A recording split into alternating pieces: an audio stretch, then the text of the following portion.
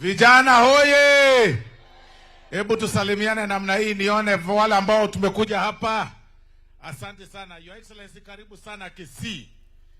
Hatuna mengi. Leo umesema ya kwamba ni pesa na pesa na pesa. Vijana wapate pesa. Na leo viongozi wote katika sehemu yote ya Kisii, Nyamira wameshikana kusukuma hawa vijana. Your Excellency, kuna watu wanasema kwamba pesa ni kidogo. Lakini mimi nawaambia kitu moja.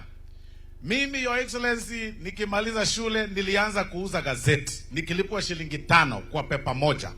Nikiishi Mukuru kwa Ruben. Nikatoka hapo nikaanza kuuza njugu. Nikagraduate nikaanza kuuza mtumba. Nikatoka hapo nikafungua butchery. Nikasonga pole pole nika raise school fees.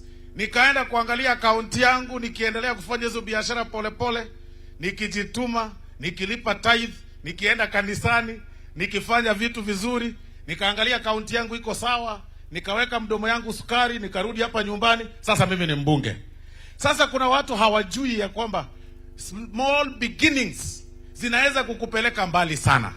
Sasa hivi kuna watu wamejaa ofisi zetu kwa sababu ya shilingi 1,000 ama 2,000 waweze kufanyia mtoto shopping aende shule. Kwa hivyo vijana, tunataka kuwaomba mujitume vile mnajituma hivyo, mkipata pesa muitumie vizuri.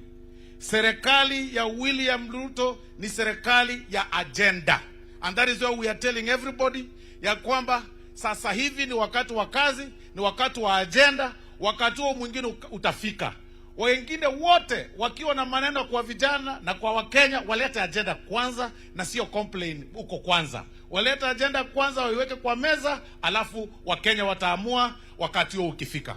Kwa hivyo, Your Excellency, leo kwa sababu ni siku yako na hatutaki kusema mengi, tunaambia tu wenzetu ya kwamba walete agenda peke yake. Hatutaki mengi.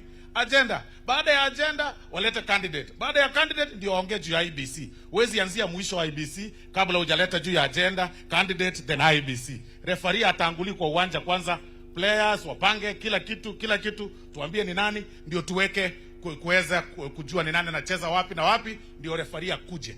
That is what we are telling our colleagues.